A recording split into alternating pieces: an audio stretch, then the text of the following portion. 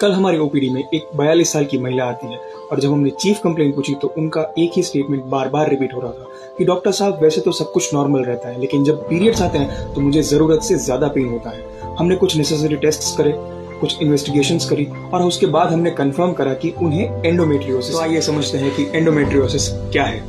Normally uterus यानी कि गर्भाशय के अंदर एक खास परत होती है जिसे एंडोमेट्रियम कहते हैं, लेकिन एंडोमेट्रियोसिस में यह परत गर्भाशय के बाहर भी आ सकती है, जैसे कि ओवरीज में, फलोपियन ट्यूब में या फिर पेट के अंदर। और जब हर महीने पीरियड्स आते हैं तो ये एक्स्ट्रा टिश्यू भी साथ साथ में ब्लीड करता है, जिससे बहुत दर्द, सूजन और कभी कभी इनफर्टिलिटी यानी कि बच्चा पैदा करने में दिक्कत भी हो सकती है। तो आइए समझते हैं कि एंडोमेट्रियोसिस के सिम्टम्स क्या क्या हो सकते हैं। सबसे पहला है पीरियड के समय बहुत ज्यादा दर्द।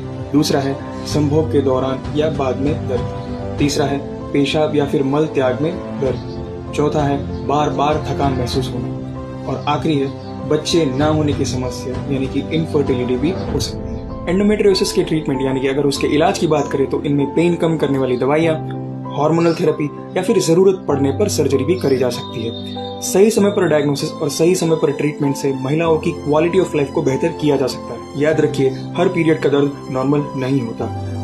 अगर ये आपकी रोजमर्रा की जिंदगी को अफेक्ट कर रहा है तो तुरंत डॉक्टर से मिलिए। अवेयरनेस ही पहला इलाज है।